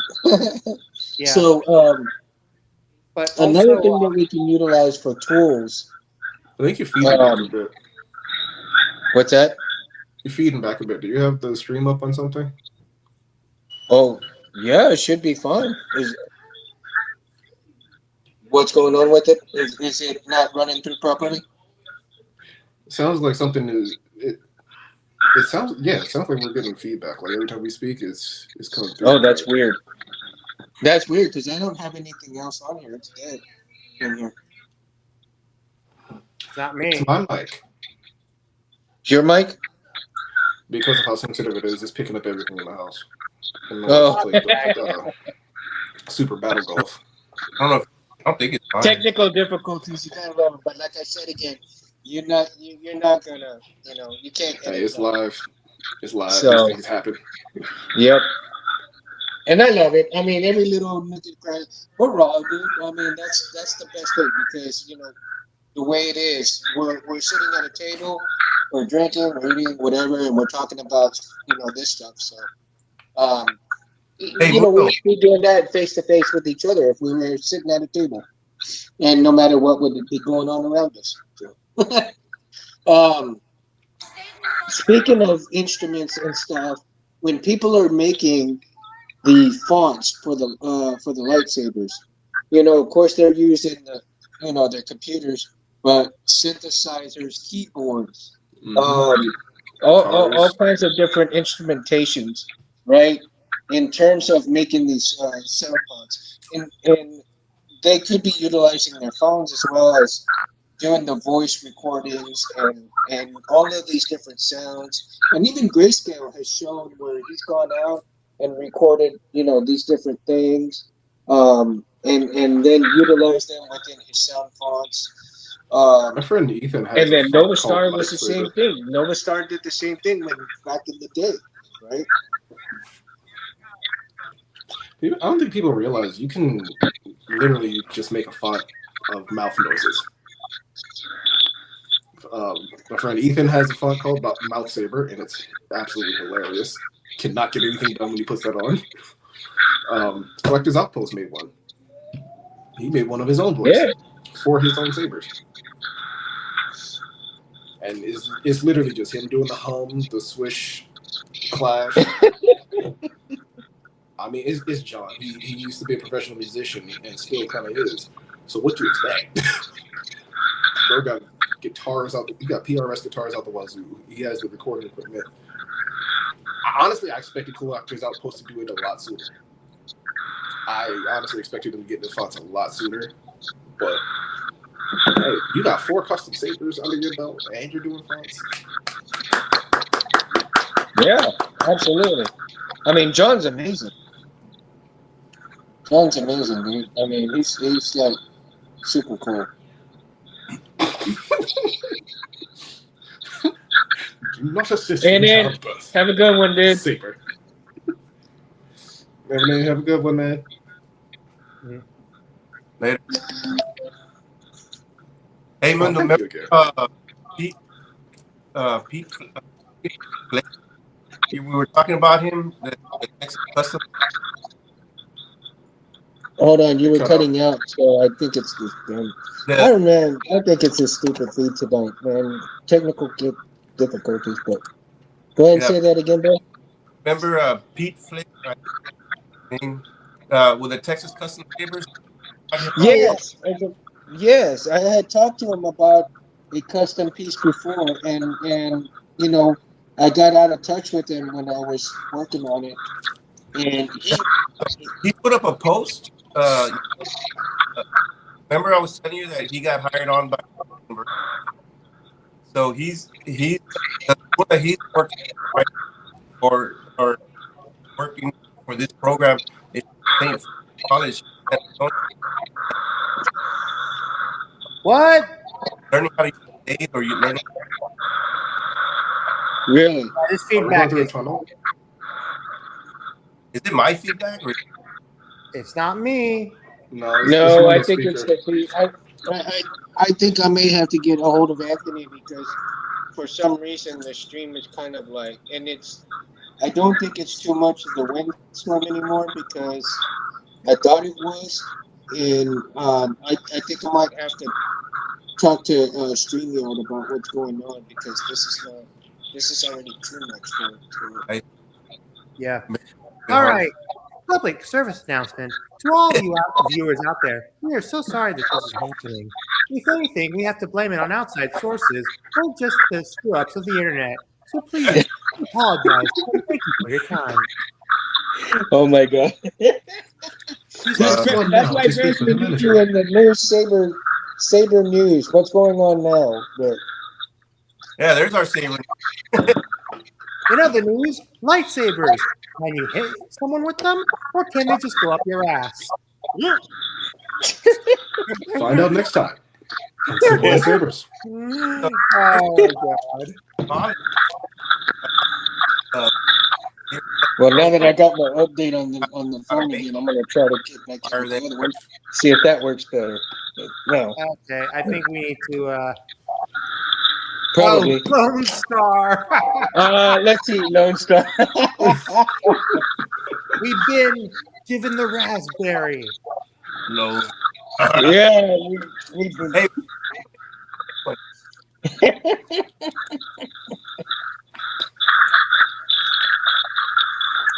Oh my god. That's too funny. I can't wait for part 2 to come out. Spaceballs, part 2. The search for more money. Wait.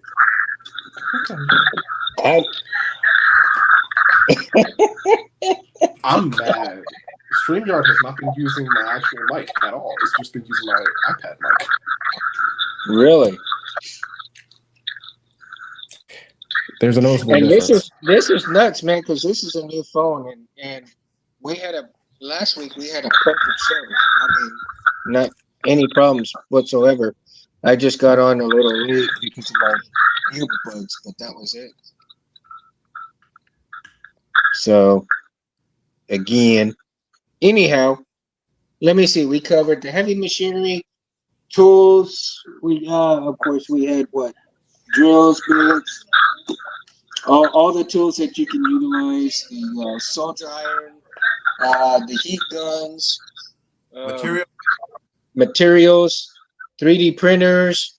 By any chance, KB, do you have a 3D printer by chance?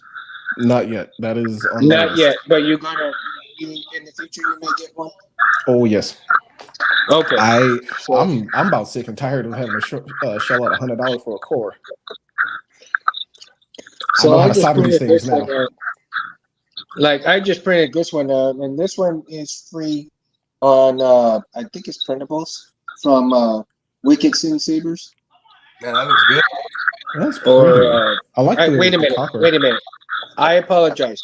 This one is not from Wicked Sin Sabers. This one is from somebody else, and I think this one is on. I want to say Colts 3D. I forgot. I think it's Colts 3D. I'll show you one from Wicked Sin Sabers. This one is from Wicked Sin Sabers right here. And if you remember him back in the day, right, this will be a 22 millimeter speaker. And then, yeah, I mean, it came out really well. So I do have the Centauri Carbon. I mean, they're fairly reasonable. Did you hit that price. one with rub and buff, or is it just as it No, was printed? actually, this is just gray material. The gray filament. That design is really nice. Yeah, I mean, he did a banging job, dude, and this is just one of his free designs. Oh snap! And you have venting for accent pixel, right there under the battery. Yeah. Yeah. That is a really nice design. GG's. And it came out pretty good, man. It came out pretty good. And then, what board do you have in that? I also buy the chassis from TCSS, right? The 21700 battery kind.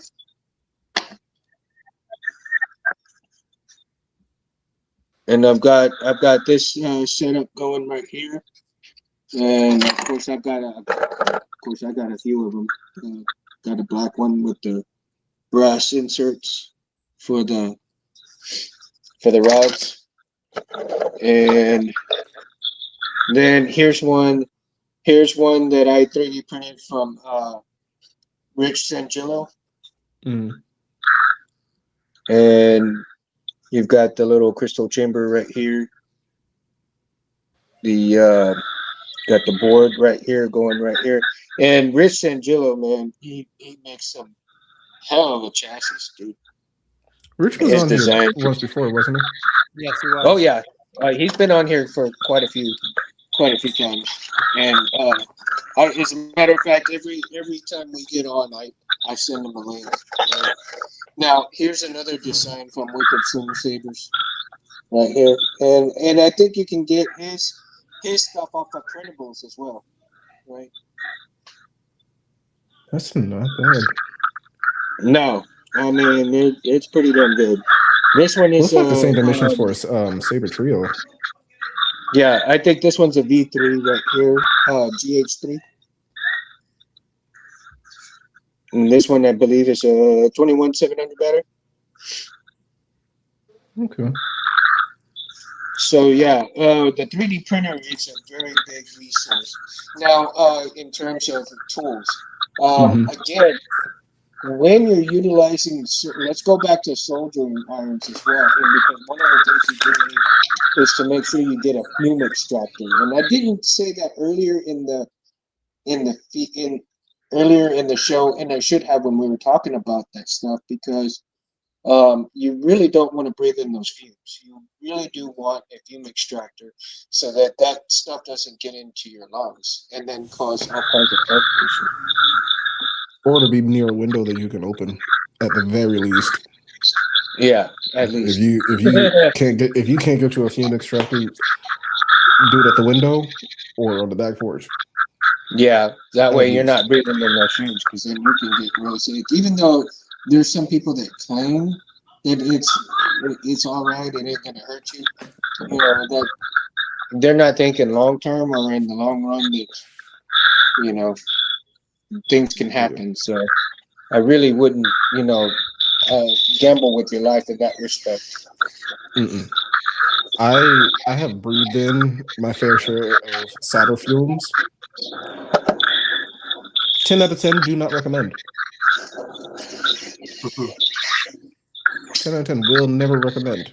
Hold your breath if you have no other option. No fan. If you have a fan, utilize it.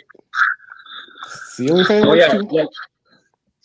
And that's what I did is since I work in my garage, I opened up my garage door and I blew the fan back towards me. But that also, what that can also do, and you have to be really careful, is that it can cool your iron down quite a bit. So you got to be careful at the angle that you're at, so that air that's hitting you is not exactly hitting where you're soldering at, because then you could not have the proper temperature, and you can end up with cold joints, and then the cold joints will result in either frying your board or messing up and popping off, and then you have a problem with the saber. You got to take it all apart and figure out what happened to it. So Cold joints are not good. You don't want cold joints within your cold. A lot of the problems that I'm gonna speak for the newbies. A lot of the wiring issues that a lot of people are having is in these. They'll get pixel sabers, not do any research whatsoever. They just want to look how it looks. Do no research whatsoever. Don't know how to properly do a grazing strike, and then their joints pop. And they're like, "Oh, my blade don't work no more. It's changing colors. It's not doing what it's supposed to. It's not powering on." Well, nobody told you to smack it with a tree or run it over with your pickup. I'm sorry, you don't have Theory Saber's money. Nobody told you to do that. Right? Like that. That's why every vendor is gonna be like, "That's on you. We never said do that. We said explicitly don't do that." And they think it's they think it's what do you call it? Reverse psychology, right? Mm-hmm. Yeah, those blades are $100. I would not. Yeah, like this is a rebuild. This is a rebuild, and it's actually a hodgepodge from a 7/8 TS2 Saber and a 1-inch. I just stuffed the 7/8 connector in it, and it holds up nicely. Actually, a lot better than the stock one.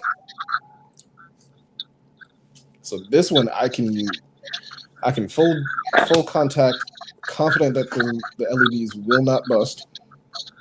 Thankfully, because it's a 1-inch casing now instead of a 7/8. Even though 7/8 are now being built to withstand a 1-inch hit, still not recommended. Yeah, see, I haven't even built a 7/8 blade yet, but I just recently got components for it.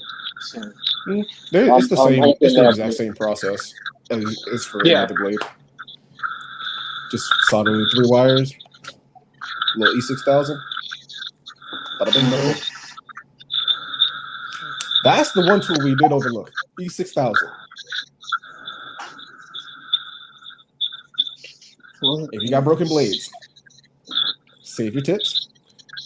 Go to Walmart, spend $6 or whatever hardware store.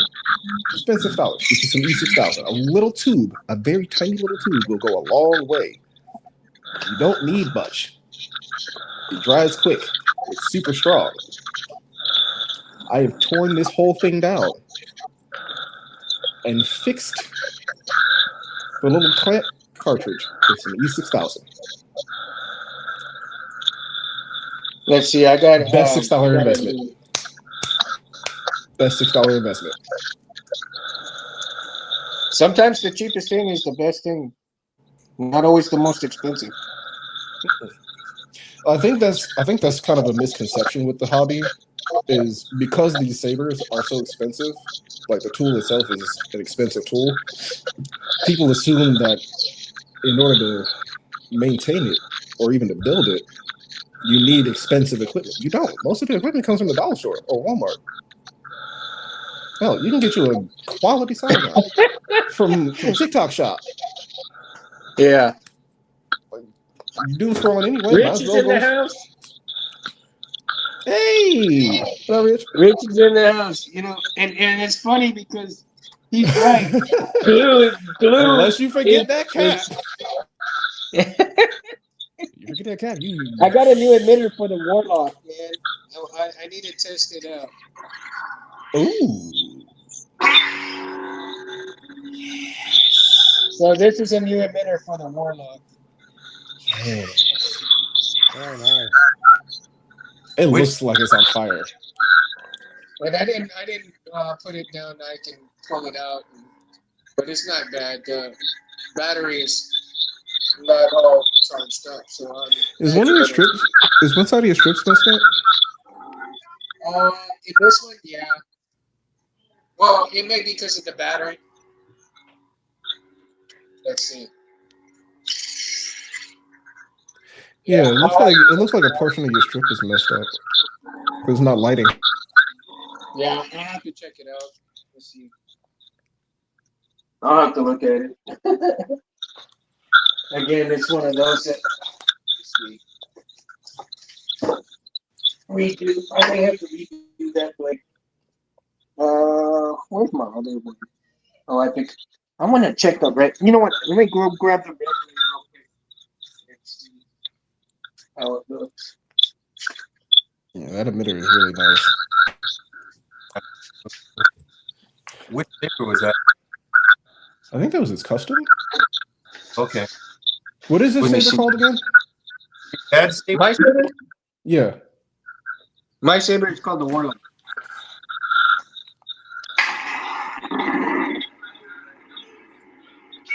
And okay, this one is this one is working either. All right. Connection issue? Yeah, there's some of these blades I have to kind of replace and redo, so I have to check it out. But then again, it just may be that my battery's too low for the what do you call it, for the blade itself, right? You running an 18650 or a bigger?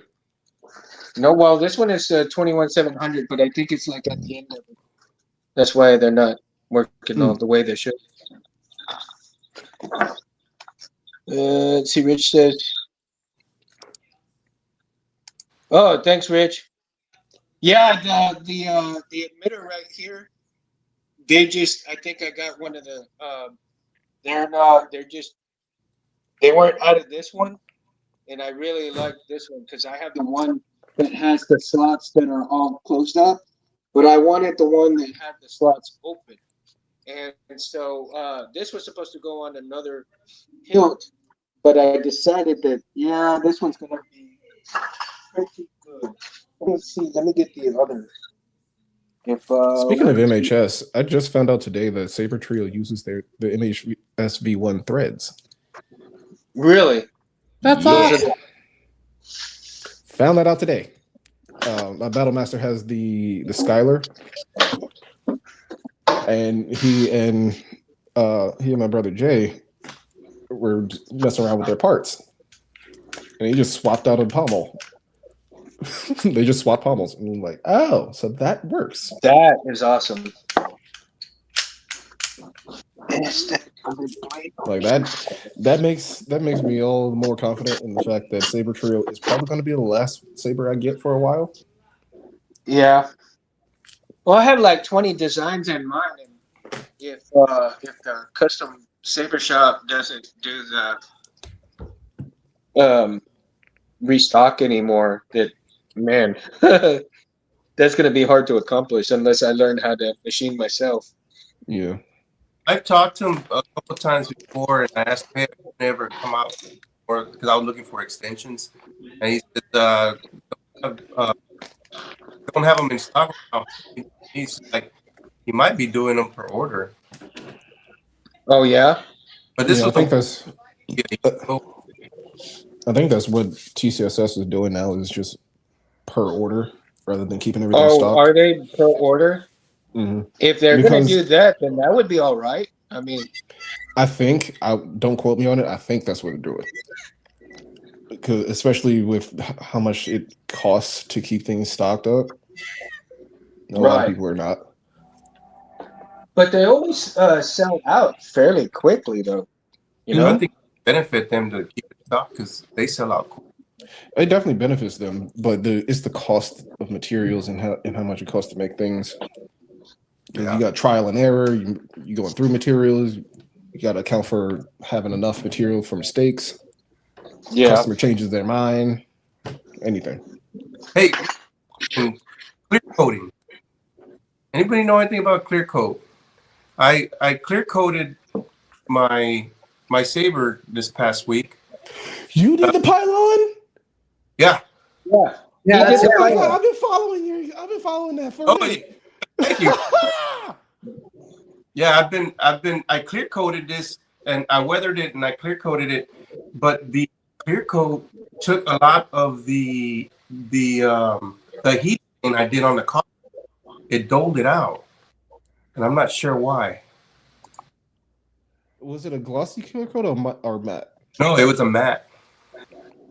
I think the matte clear coat dulls anyway. Because if the clear coat for metal does anything like clear coat for nails, yeah, it'll dull it pretty quick.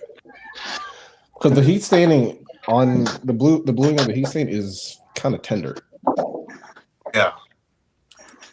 And on one of the blades,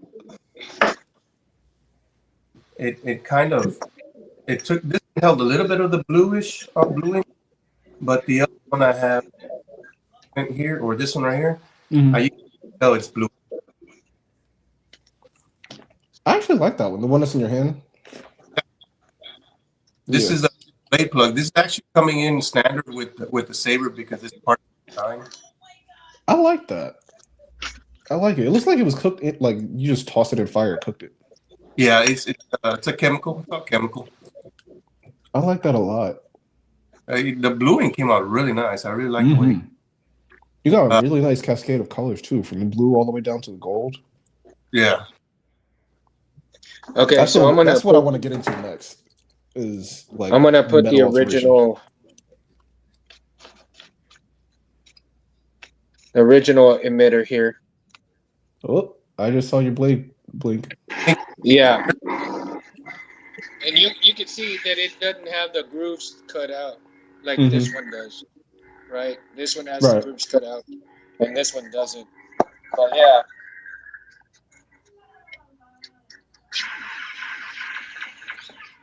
Rotate the blade a little bit. I meant like horizontal.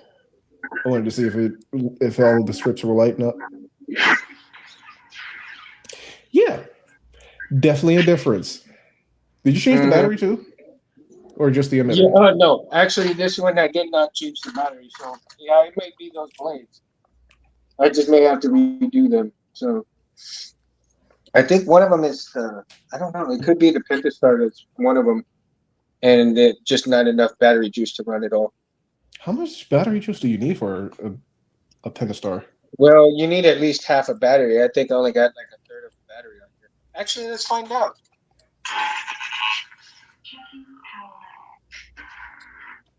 Oh, snap. Oh, wow. That's nice. Good 80%. Not bad. Nope, not bad at all. But yeah. I love how bright those things are. Yeah, it came out pretty good though. This is I think this is the blade I made. Not too bad. What size? 1 inch. That's 28. The 28. Yeah, I think I'm gonna go with 28 or 32 on mine because this bad boy is 19 inches long. 19, well, 30 might serve it. 30, oh, nice, man. 30 might serve it better. How deep is the blade depth on it? The blade 2 inches, an inch and 7/8.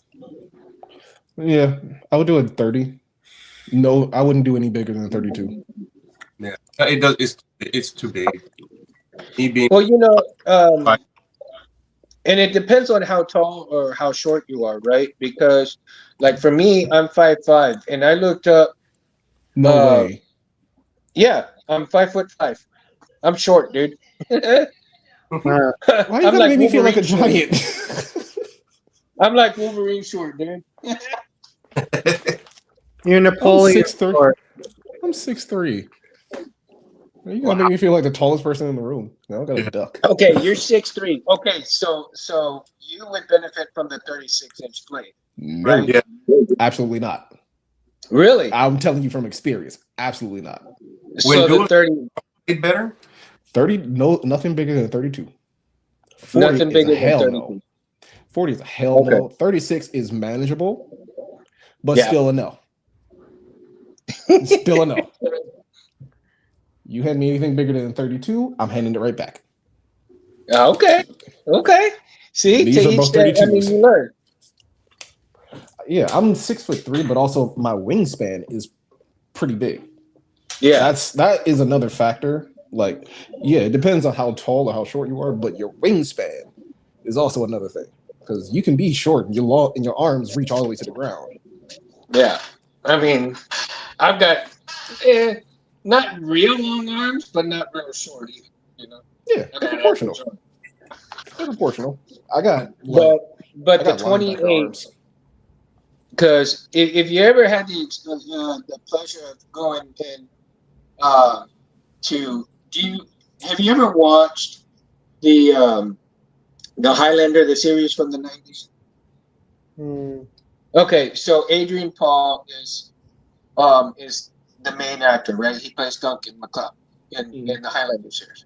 Well, he has a show or an event called the Sword Experience, and within that Sword Experience, when you go and you apply for it, you have it gives you questionnaires and what your height and stuff is, so that they can kind of customize a blade for you when you go to the experience and you order your boken, and it'll give you the appropriate size of length, the appropriate length to your boken as far as your height goes, right? Yep.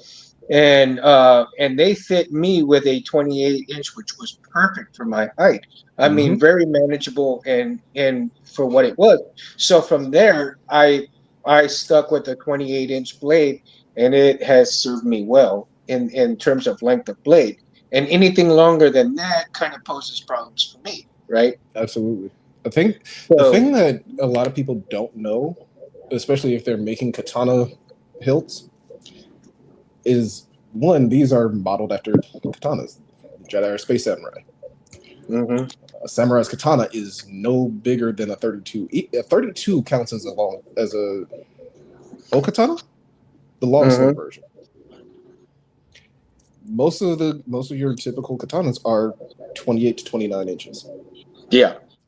And that is full. That is from the suba to the tip. 29 exposed.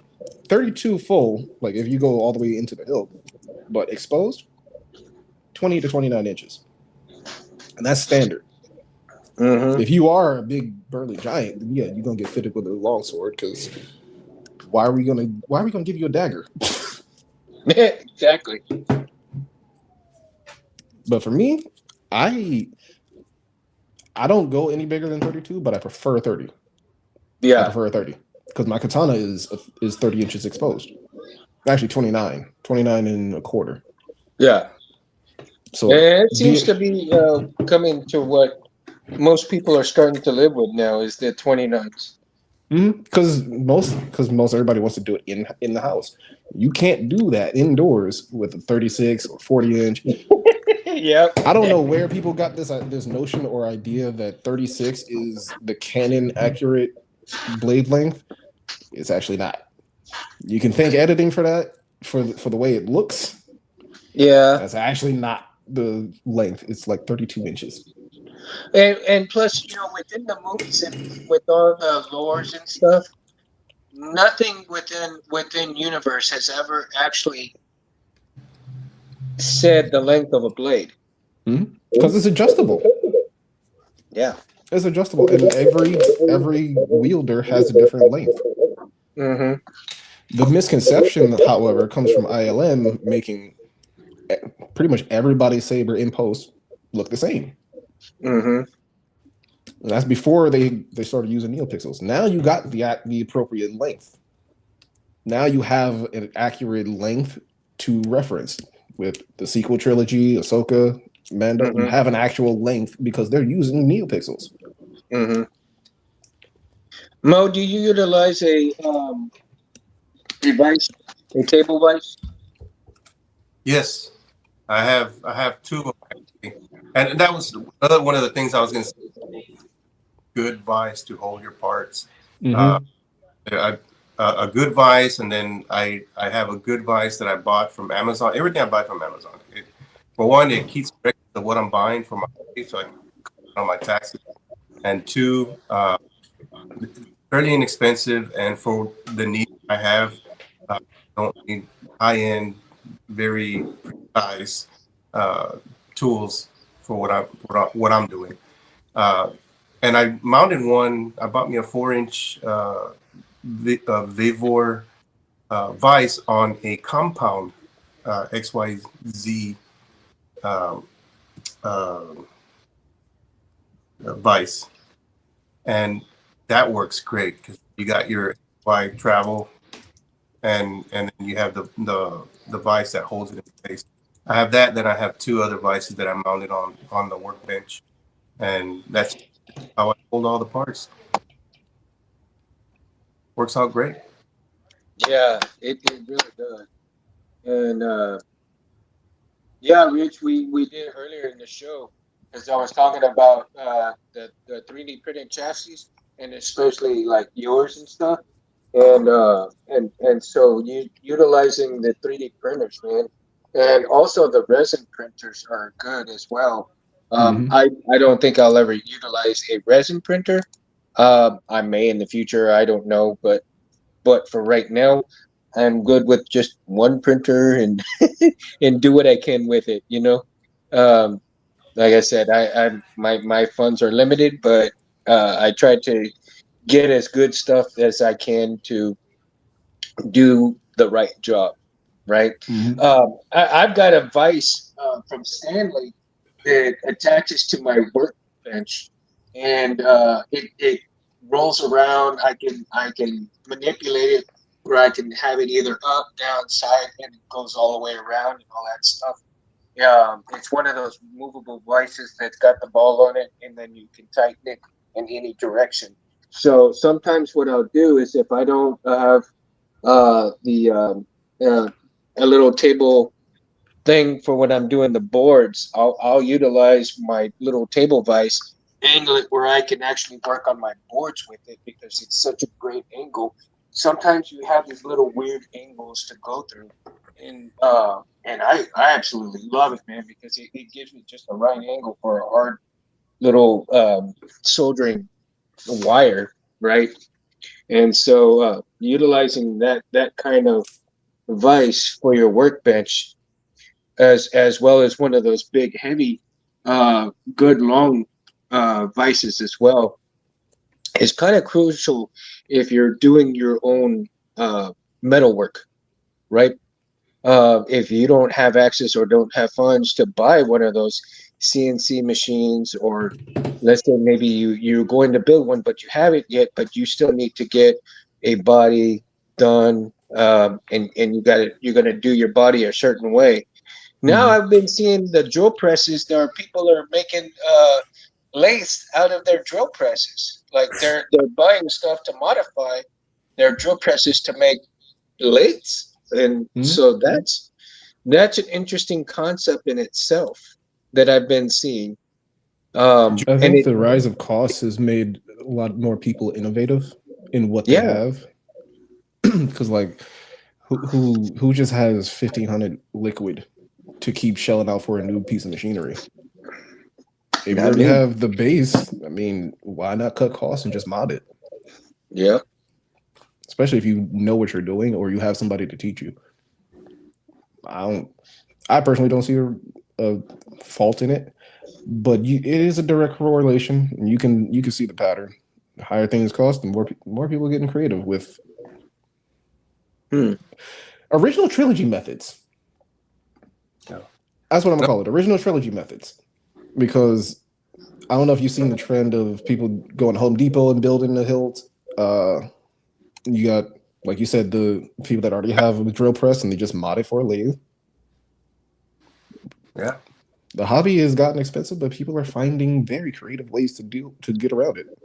It's going back to the roots. It's going back to workarounds.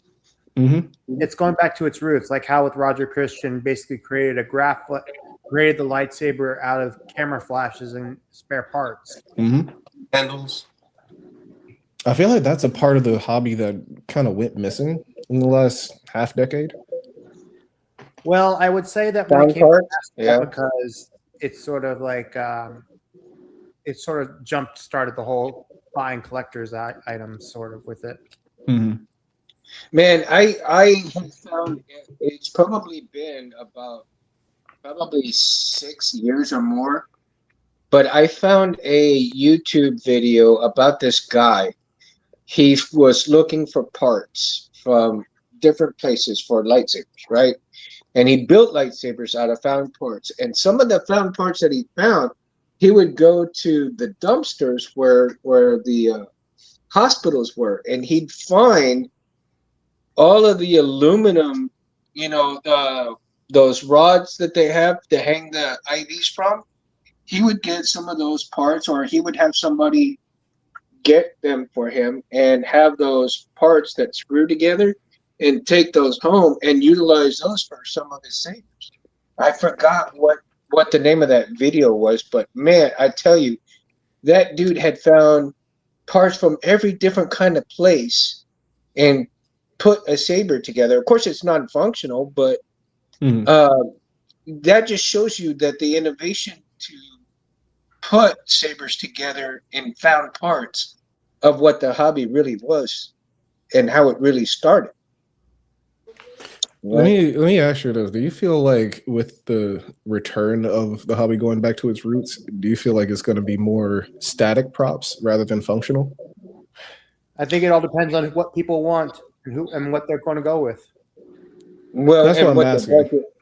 And what their budget is, whether they actually want the budget of a functional saber or they want the shelf queen that just doesn't do anything.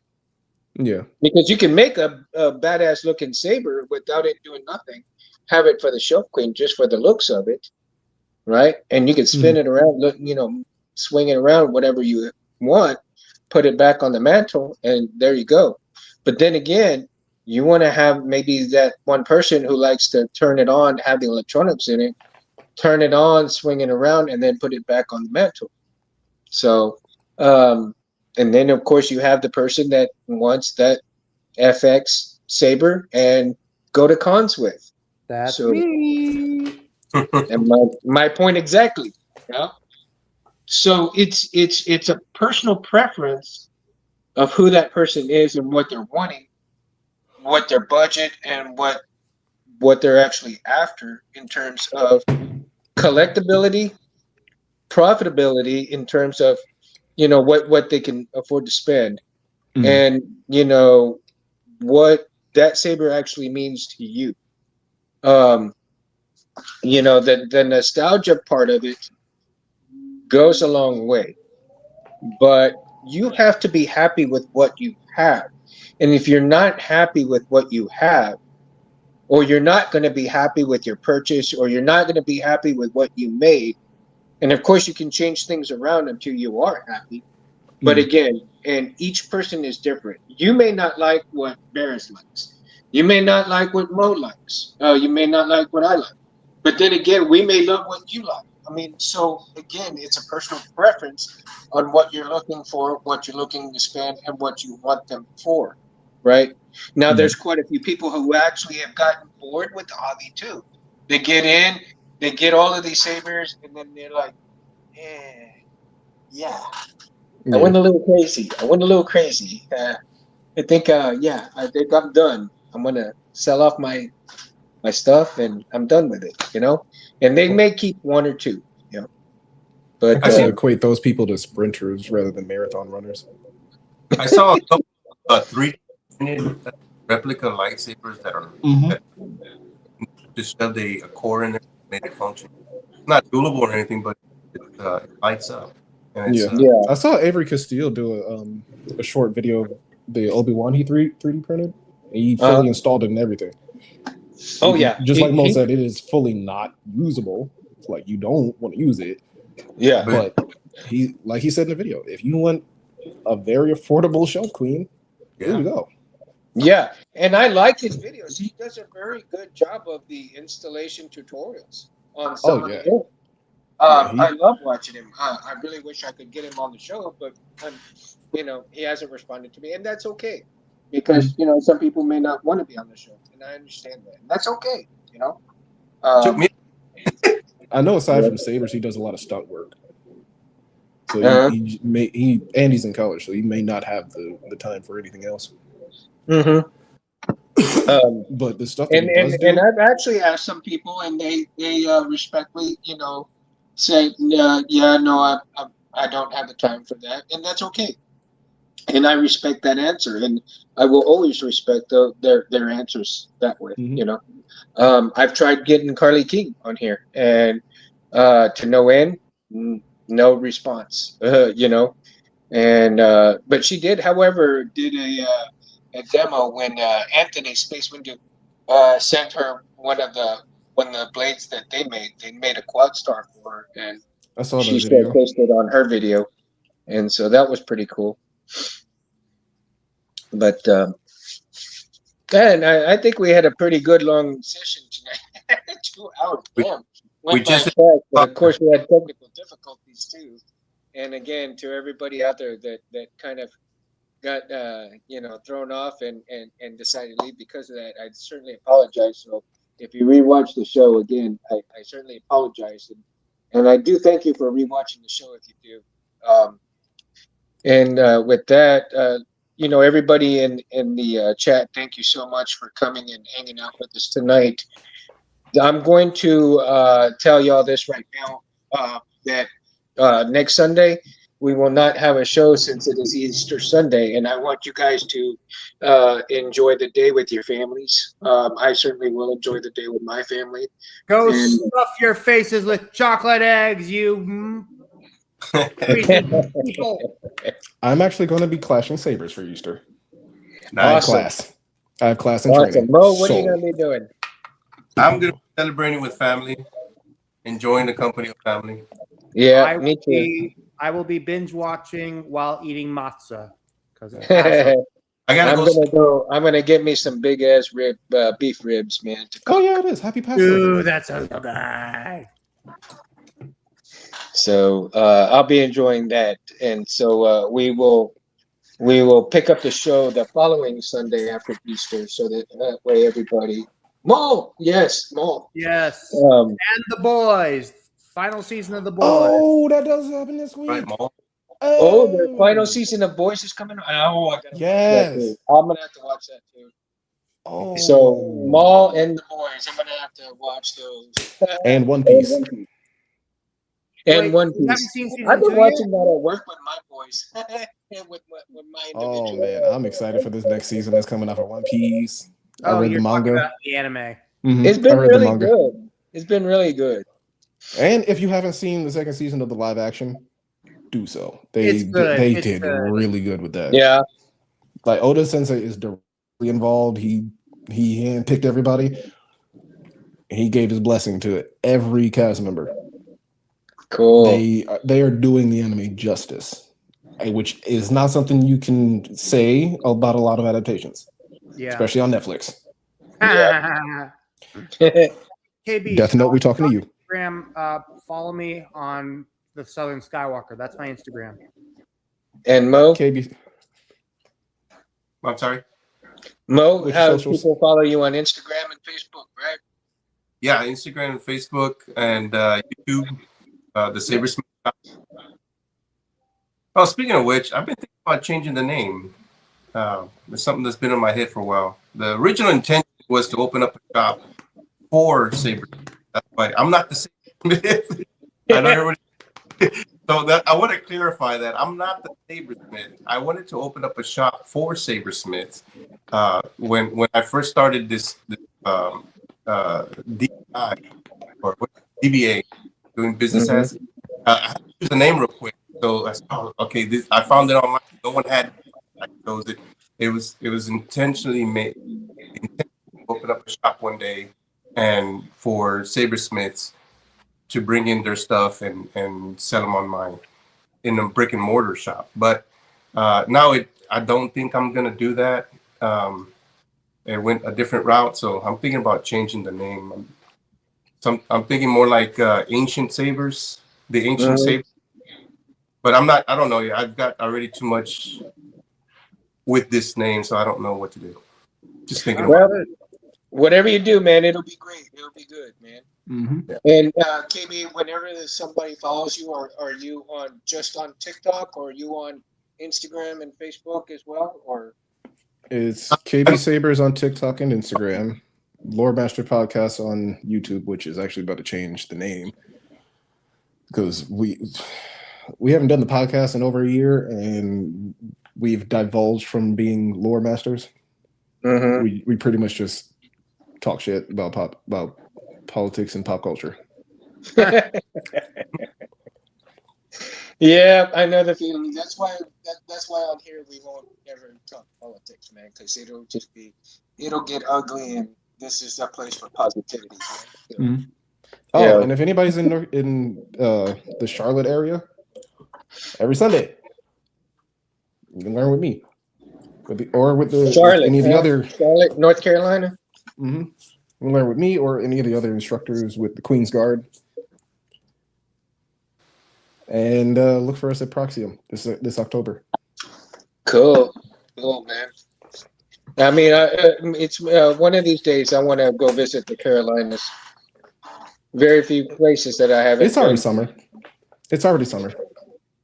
I know that in June I may be going to Florida to Disney over there. Nice. Woo. Love it. Have you been there before? Nope. This will be my first time. Oh man, you're gonna love it. We're probably gonna go with my brother-in-law and stuff. So, I do want to take my. I'm going to probably take the one of my sabers with me. I was about to say, like, are you going just to go, or are you doing some of the about to experience? The experience and as much as I can get stuff. So you could. So I'll probably take the warlock with me. I like that one. I like that one a lot. Yeah, especially with the vintage shroud. Yeah, it looks really nice. Yeah, I mean it's because like the original one is got the warlock gray on here. But it still does really well with the with this one. So either emitter is going to look really well with it. So, but I do like the vented one a lot. So I may decide to see if I can get the this one vented. I may order another one of these, but have it the warlock gray put onto it. If there's enough left, I may order it. So. In the warlock gray. Oh yeah. But yeah. All right, well, let's call it. So yeah, let's call it a night, guys. And again, I do apologize for all the technical difficulties. I got to thank Space Windu for allowing me to do the show the way I do it, and I just without him, this show is not possible because he owns the channel. So. We love you, again, Anthony. KB, thank you so much, dude, for showing up and coming onto the channel. I do hope that you'll come on another show. You're always welcome. Absolutely. To come on. You're I'm free every Sunday. And I extend all that. I'm free pretty much every weekend around this time. I can come in whenever. Cool. I can have you on quite a bit too, man. Whenever, like. Chris and again we miss Chris and we miss James and we miss y'all. They've got other stuff to do too. So whenever they're not on here, our prayers are with them, and we'll see them whenever we can. So again, James and Chris, thank y'all for coming on whenever y'all can. Barrett's over here about to pass out. I'm fighting the yawns because that is contagious. Sorry. I'm a night owl, guys. I don't go to bed till about 1:32 in the morning. So, and then I get up at 7. Yeah. So may the force be with you guys. Thank y'all for showing up, and again, may the force be with you guys and everyone out there. Thank you, guys. Have a good night. Have a great Easter. Thanks, everybody.